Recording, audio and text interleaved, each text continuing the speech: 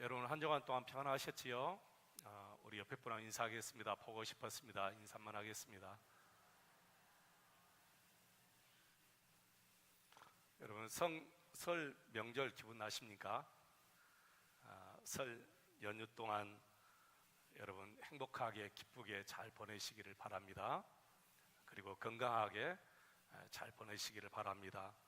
제가 지난주에 전화 한 통을 받았습니다. 어느 교회 다닌다고 당신이 밝히지 않았기 때문에 제가 물어보지도 않았습니다. 아마 이분이 저희 교회 홈피에 들어오셔서 지지난주 11조를 드린 이유에 대해서 말씀을 듣고 전화를 하신 것 같습니다. 이분이 전화를 해서 저에게 직설적으로 물어보았습니다. 목사님, 11조 드리지 못해도 저주는 받지 않지요? 여러분 설교 들으셨기 때문에 여러분은 잘 아실 거예요. 제가 이 말씀을 설교 시간에 했거든요. 11조를 드리지 못해도 저주는 받지 않습니다. 순간 뜬금했어요. 이분이 설교 말씀을 잘못 알아듣고 전화하셨는가. 그래도 제가 지체하지 않고 바로 이렇게 말씀드렸습니다. 네, 제가 믿는 하나님, 제가 알고 있는 하나님, 제가 믿는 하나님의 말씀에는 11조 드리지 못한다고 저주하지 않습니다. 그렇게 말씀드리고 나서도 혹 염려스러워요. 그래서 다시 물어보았어요. 설교는 처음부터 끝까지 잘 들으셨습니까? 그랬더니 이분이 세세하게 말씀을 잘 들었답니다. 그러면서 다름이 아니오라, 저는 모태신앙인데 어릴 때부터 어머니께 11조 훈련을 잘 받았기 때문에 11조는 뭐 어려움 없이 잘 드리고 있대요.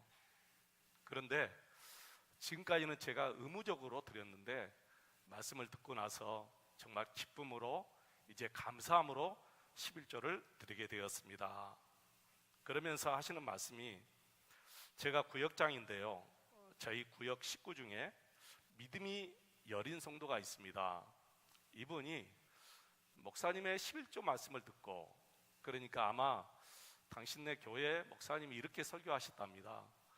11조를 드리지 않으면 하나님께서 다 빼앗아가고 11조를 드리지 않으면 저주를 받을 수 있다, 이렇게 말씀을 드린 것 같아요. 그래서 하나님이 너무 무서워서 교회를 못 다니겠대요. 아마 이분이 구역장인데 구역원 중에 한 분이 신앙이 여려서 그렇게 말씀하신 것 같아요. 목사님 어떻게 하면 좋을까요? 저에게 물어본 거예요. 제가 어떻게 하겠습니까, 여러분? 제 나름대로 설명을 해주고 기도해 주었습니다. 여러분 혹시 지지난주 11조 말씀 다 기억나시지요? 혹시 아직도 11조에 대해서 확신이 서지 못하시면 다시 한번 그 설교를 들으시면 좋겠습니다. 그리고 제가 그 설교를 끝내면서 마지막 4가지 말씀을 드렸는데 여러분 꼭 4가지 기억하시기 바랍니다. 첫째, 11조는 11조 돈 이렇게 생각하면 못 드릴 수가 있어요. 그러니까 11조 하면서 돈을 먼저 생각하지 마시고 내가 하나님 앞에 어떤 말씀이 있는지 순종할 수 있는 사람인가 아닌가를 한번 늘 체크를 하셔야 돼요. 하나님의 모든 말씀에 내가 순종할 수 있는 사람인가, 그렇지 못한 사람인가를 체크해 보시기 바랍니다. 둘째, 11조를 드리면 반드시 하나님께서 책임져 주십니다. 11조 드리지 못한다고 저주는 하지 않지만 11조 드리면 하나님은 반드시 그분 책임져 주신다는 거죠. 이것은 하나님의 약속이에요. 하나님이 약속하신 것은 다 이루어집니다. 하나님이 약속해 놓고 이루어지지 않으면 그분은 더 이상 하나님이 될 수가 없지요. 셋째, 작은 것부터 시작하시기 바랍니다. 1,000원, 10,000원, 10만 원 이렇게 작은 것부터 11조를 드리면 나중에는 1,000만 원 11조 드린 것 거뜬히 드리게 돼요. 어떻게 드리지? 그런 생각이 안 들어요. 1,000만 원 11조 거뜬하게 드릴 수 있는 믿음과 또 그런 축복을 하나님이 주시게 돼요. 넷째, 즐겁게 정말 기쁘게 하나님 앞에 드리시기를 바랍니다.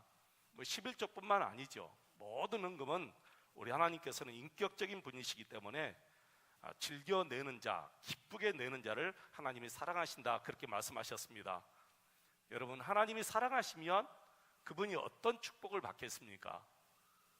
말로도 할 수 없지요. 제가 이번에 이 전화를 받고 다시 생각을 했어요. 목사가 정말 중요한 자리에 서서 말씀을 전하는구나. 그래서 목사가 하나님의 말씀을 올바르게 잘 준비해서 바르게 증거하는 것이 너무너무 중요하다라는 것을 생각했어요. 사랑하는 성도 여러분, 늘 하나님의 말씀을 올바르게 우리가 듣고 또 올바르게 순종하며 살아가실 때 놀라운 우리 삶에 축복이 임할 줄로 믿습니다. 이제 세례와 성찬, 이런 제목으로 오늘 같이 은혜를 사모하겠습니다. 우리 교회는 매달 한 번씩 성찬식을 거행합니다. 제가 어렸을 때는 1년에 2번 했습니다. 봄, 가을에. 왜 그러냐면은 목사님이 많이 안 계시기 때문에, 목사님이 봄, 가을에 저 읍에서 심호하시는 목사님이 시골에 오셔서 순례하시면서 세례 주고 성찬식을 거행했습니다. 원래 성찬식에는 성도라면 누구든지 다 참여할 수가 있어요. 그러다 보니까 가끔 주의 몸을 분별하지 못하고 먹고 마시는 분이 계시고, 또 어떤 분은 구원의 확신도 없이, 제사함의 확신도 없이 성찬에 임하는 분들이 계셔서 안 되겠다 해서 우리 교단에서는 세례를 받은 자만이 이 성찬식에 참여할 수 있도록 법에 명시를 한 거예요. 헌법에 명시를 했습니다. 그래서 세례 받은 자만 성찬에 참여할 수가 있지요. 물론 가끔 그렇지 않을 경우도 있습니다. 그러므로 이 세례와 이 성찬 예식이 아주 밀접한 관계가 있습니다. 여기에 모이신 여러분 대부분 세례를 다 받으셨지요. 여러분, 세례 받으실 때 세례가 무슨 뜻이며, 그리고 세례에 어떤 의미가 있는가 여러분 다 알고 받으셨잖아요. 세례에 무슨 뜻이 있고 무슨 의미가 있습니까, 여러분? 세례는 예수님께서 나의 모든 죄를 다 사해 주셨다라는 확신과, 그리고 이제는 예수님과 내가 하나다라는 의미가 있습니다. 다시 말씀드리면, 나는 예수 그리스도를 믿고 제사함을 받았습니다. 나는 예수 그리스도를 믿고 예수 그리스도의 보혈로 제사함을 받았습니다. 그래서 이제 나는 예수님과 하나입니다 라는 표시가 여러분 물세례예요. 그래서 우리 예수님께서 마태복음 28장 19절 말씀 보시면, 너희는 가서 모든 족속으로 제자를 삼고 아버지와 아들과 성령의 이름으로 세례를 주라, 그렇게 말씀했지요. 여러분, 이 말씀은 우리 주님 오실 때까지 지상의 교회가 이 명령을 지켜가는 거예요. 우리 목포 세안교회가 전도를 많이 해서 세례를 받는 사람들이 많아야 돼요. 수평적인 이동보다는 새로운 분들이 교회에 와서, 전도해서 교회에 와서 믿음이 커가서 세례 받는 분들이 더 많아져야 될 줄로 믿습니다. 여러분, 성찬 예식도 마찬가지지요. 성찬식도 사람이 정한 것이 아니라 우리 예수님이 정하셨잖아요. 누가복음 22장 19절에 보면 주님께서 이를 행하여 나를 기념하라, 그렇게 말씀하셨어요. 여러분, 기념하라, 이 말은 무슨 말씀이죠? 잊지 말라, 그런 뜻이잖아요. 기념하라, 계속해서 기념하는 거예요. 잊지 말아야 된다는 거지요. 예수님의 그 십자가의 사랑, 예수님의 그 십자가의 은혜를 잊지 말라. 오늘 본문 25절에도 기념하라, 그렇게 말씀하셨고요. 오늘 26절에도 역시 이를 행할 때마다 주의 오심을 오실 때까지 전하는 것이냐, 그렇게 말씀하셨고요. 23절에도 내가 너희에게 전한 것은 주께 받은 것이라, 그렇게 말씀하셨어요. 그래서 지금도 교회에서는 이 주님의 명령과 교회 전통을 따라서 세례를 베풀고 성찬 예식을 거행하는 것입니다. 우리 한국 교회는 세계 교회에 없는 학습자를 먼저 세웁니다. 여러분, 세례 받기 전에 학습을 먼저 받잖아요. 학습은 보고 배우라 그런 뜻이거든요. 그러니까 신앙생활을 우리가 시작하게 되면 교회에서 6개월 동안 그분이 결석하지 않고 믿음 생활을 잘 해나가면 6개월 후에 학습을 먼저 줍니다. 세례를 먼저 주지 않는 이유가 있어요. 세례를 너무 값없이 받지 않도록 하기 위해서, 또 구원의 확신도 없이, 제사함의 확신도 없이 세례를 받지 않도록 하기 위해서 학습을 먼저 받고 6개월 동안 구원의 확신과 제사함의 기쁨을 누리고 난 다음에 세례를 받으십시오라는 의미에서 학습을 먼저 받고 세례를 나중에 받습니다. 원래는요, 바로 예수 믿고 구원의 확신이 서고 제사함의 확신이 서면 세례 받을 수 있어요. 학습 받지 않고도 세례 받을 수 있습니다. 가끔 환자에게나 아니면 어떤 특별한 경우에는 제가 학습을 주지 않고 세례를 먼저 줄 수도 있습니다. 근데 우리 한국 교회가 이 학습자를 먼저 세우는 것을 저는 참 잘했다 그런 생각이 들더라고요. 근데 여러분, 우리가 물세례를 이렇게 받지만 사실 물세례보다 더 중요한 게 여러분 성령 세례이지요. 왜 그러냐면은 성령 세례를 받지 아니하면 천국에 갈 수가 없어요. 구원받을 수가 없어요. 그런데 물세례는 받지 않아도 구원을 받을 수 있고 천국에 갈 수가 있습니다. 가끔 어떤 분들이, 또 어떤 목사님들이 잘못 가르칠 경우가 있어요. 물세례를 받지 아니하면 구원받지 못하고 천국까지 못합니다. 그런데 그건 엉터리예요. 성경에 어디가 나와 있습니까, 여러분? 물세례는 받지 못해도, 받지 말라는 뜻은 아닙니다. 여러분이 잘 생각을 하셔야 돼요. 받지 말라는 뜻은 아니지만 물세례를 받지 못한다고, 받지 않았다고 구원받지 못하거나 천국에 가지 못한 것은 없다. 그러나 반드시 성령 세례는 받아야 된다. 성령 세례는 받지 못하면 구원받지도 못하고 천국에 가지 못합니다. 그런데 이 성령 세례는 우리가 눈으로 볼 수가 없어요.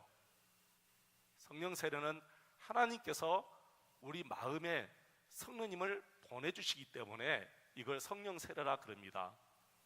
특별한 성령의 능력이 임하는 것이 아니고, 예를 들어서 방언을 한다 그래서 그분이 성령 세례 받은 것이 아니에요. 성령 세례는 아무것도 상관없이 내 마음에 예수님이 오시는 것을 성령 세례라 그러는데, 그러면 목사님 어떻게 성령 세례 받은 거 알 수 있습니까?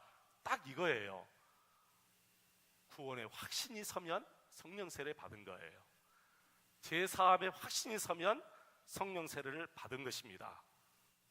이제 오늘 본문에서 말씀하시는 성찬에 참여하는 자는 어떤 자입니까? 우리가 어떤 마음으로 여러분 이 성찬식에 참여해야 될까요? 오늘 지상교회가 이 성찬식을 하는 것은 주님의 명령이라 이렇게 말씀드렸지요. 우리 예수님께서 잡히시던 날 전날 밤에 제자들에게 떡과 잔을 가지고 떡을 떼어 주시면서 이 떡은 너희를 위하여 찢기는 내 몸이다, 이 잔은 너희를 위하여 흘린 내 피라, 그렇게 말씀하셨습니다. 그러므로 우리가 성찬을 대할 때 가장 먼저 나를 위해서, 십자가 위에서 그 엄청난 고통을 당하시고 죽으신 예수님의 그 은혜와 사랑을 먼저 생각하라는 거예요. 나를 위해서 찢기신 예수님의 살을 먹고 나를 위해서 흘리신 예수님의 피를 마시면서 가장 먼저 우리가 생각해야 될 것은 예수님의 그 은혜와 사랑에 대한 감사가 먼저 있어야 된다는 거예요. 주님 감사합니다. 그리고 이 예수님의 사랑을 널리 전해야 될 줄로 믿습니다. 우리 주님께서 왜 이 고난을 받으셨습니까? 우리 주님께서 왜 이 죽음을 당하셨습니까? 누구를 위해서 당하셨습니까? 바로 우리, 아니 저와 여러분을 위해서 아닙니까? 나를 죄에서 해방해서 사망에서 마귀에서 구원하여 주시기 위해서, 내가 받아야 할 그 무서운 하나님의 진노를 우리 예수님이 십자가 위에서 다 받으셨습니다. 그래서 우리 주님의 그 찢기신 살과 흘리신 피를 생각할 때 우리가 그 은혜를 어떻게 여러분 보답할 수가 있겠습니까? 오늘 떡을 받을 때, 이 잔을 받을 때 나를 위해서 찢기신 예수님의 살과 나를 위해서 흘리신 예수님의 피를 생각하면서 정말 이 피를 볼 수 있는 여러분의 영안이 떠지기를 원합니다. 그래서 다시는 우리가 죄의 종으로 살지 아니하고 오직 하나님의 참 자녀답게 예수님의 거룩한 종으로 우리가 살아야 될 줄로 믿습니다. 두 번째는 이 성찬의 떡과 잔을 대할 때에 자신이 주님의 찢기신 살과 흘리신 피에 내가 연합되었다라는 것을 깨닫는 것입니다. 이 말씀이 정말 중요한 말씀이거든요. 이 말씀은 로마서 6장 1절로 5절에 있는 말씀을 근거로 해서 예수님의 죽으심에 내가 연합되었고 예수님의 부활하심에 내가 연합하여 이제 우리는 새 사람으로 살아가며 예수님과 하나 되어 살아간다라는 의미예요. 여러분, 연합이란 말을 제가 많이 여러분에게 말씀드렸습니다. 내가 우리 예수님과 연합되었다라고 했을 때 이 연합은 붙었다 다시 떼어낼 수 없는 것을 연합이라 이렇게 말합니다. 여러분, 종이와 종이 사이를 딱 불러도 붙이면 나중에 떼기가 참 힘들어요. 떼어지지 않아요. 거의 모든 경우에는 찢어집니다. 근데 만약에 악교풀로 딱 붙였다고 한번 생각해 보십시오. 이게 어떻게 여러분 분리가 되겠습니까? 분리가 되지 않지요. 성경에서 말하는 이 연합은 뗄 수 없는 것을 얘기하는 거예요. 아예 하나가 되어버린 것을 얘기하는 거예요. 음식물이 우리 몸에 들어와서 나의 몸과 그리고 나의 몸에 살이 되고 피가 되어버렸잖아요. 내 몸에 들어온 음식물을 다시 분리해서 다시 뽑아낼 수 있어요? 그럴 수가 없어요. 그래서 우리 예수님은 성경에 분명히 이렇게 말씀하셨어요. 너희가 내 살을 먹고 내 피를 마시면. 왜 예수님의 살을 먹고 예수님의 피를 마신다고 여러분 말씀하셨을까요? 한번 생각해 보십시오. 왜 굳이 우리 예수님이 내 살을 먹고 내 피를 마신다고 설명했을까요? 그러면서 이렇게 말씀하셨어요. 내 피를 먹고 내 살을 먹고 내 피를 마시는 자는 내 안에 거하고 내가 너희 안에 거한다. 그렇게 말씀하신 거예요. 거한다, 이 말씀이 바로 연합이거든요. 더 이상 예수님과 헤어질 수 없고 더 이상 예수님을 내 몸에서 분리해낼 수 없는 것을 얘기하는 것입니다. 지금까지 먹은 모든 음식물을 내 살에서 내 피에서 걸러낼 수 없어요. 예수님이 내 안에 들어오신 거예요. 그 무엇도 그 누구도 내 몸에서 예수님을 걸러낼 수 없고 분리해낼 수 없다. 그렇게 성경은 얘기합니다. 이 말씀을 로마서 8장 바로 29절 30절 말씀까지 했는데요. 오늘 본문 말씀 31절부터 39절까지 한번 보겠습니다. 로마서 8장 31절부터 39절 말씀까지. 여러분, 좀 긴 말씀이지만 정말 이 말씀 한 절 한 절 우리가 묵상하면서 이 말씀을 함께 읽어보겠습니다. 로마서 8장 31절부터 39절 말씀까지 같이 한번 읽어보겠습니다. 그런즉 이 일에 대하여 우리가 무슨 말 하리요? 만일 하나님이 우리를 이해하시면 누가 우리를 대적하리요? 자기 아들을 아끼지 아니하시고 우리 모든 사람을 위하여 내주시니가 어찌 그 아들과 함께 모든 것을 우리에게 주시지 아니하겠느냐? 누가 능히 하나님께서 택하신 자들을 고발하리요? 의롭다 하신 이는 하나님이시니 누가 정죄하리요? 죽으실 뿐 아니라 다시 살아나신 이는 그리스도 예수시니 그는 하나님 우편에 계신 자요 우리를 위하여 간구하시는 자시니라. 누가 우리를 그리스도의 사랑에서 끊으리요? 환난이나 공고나 박해나 기근이나 적신이나 위험이나 칼이랴. 기록된 바 우리가 종일 주를 위하여 죽임을 당하게 되며 도살당할 양같이 여김을 받았나이다 함과 같으니라. 그러나 이 모든 일에 우리를 사랑하신 이로 말미암아 우리가 넉넉히 이기느니라. 내가 확신하노니 사망이나 생명이나 천사들이나 권세자들이나 현재 일이나 장래 일이나 능력이나 높음이나 깊음이나 다른 어떤 피조물이라도 우리를 우리 주 그리스도 예수 안에 있는 하나님의 사랑에서 끊을 수 없으리라. 아멘. 할렐루야. 내가 확신한다는 거예요. 내가 확신하노니 사망도 생명도 천사도 그 어떤 권세자도 나를 예수 그리스도의 사랑에서 끊을 수 없다, 분리해낼 수 없다는 거예요. 성경은 언제나 이렇게 정말 강하게 강조하는데 왜 우리는 믿음의 확신도 없이 제사함의 확신도 없이 이렇게 약하게 여러분 살아야 합니까? 사랑하는 성도 여러분, 이제는 더 이상 연약한 우리 자신을 보지 마시기 바랍니다. 믿음 생활은 나를 부인하는 거예요. 나를 부인한다는 것은 나는 아예 없어졌다는 뜻이에요. 나는 없어지고 내 안에 예수님이 계신다고 갈라디아서 2장 20절에 분명히 말씀하셨어요. 사랑하는 성도 여러분, 내 안에 계시는 예수님을 보세요. 바울 사도가 말했습니다. 나는 질그릇이다. 늘 깨어지기 쉬운 질그릇이에요. 질그릇은 쉽게 잘 깨집니다.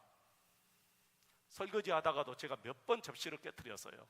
미끄러우니까 쉽게 떨쳐서 바로 그릇과 그릇 사이에도 딱 튕기면 깨져버려요. 사랑하는 성도 여러분, 나는 질그릇입니다.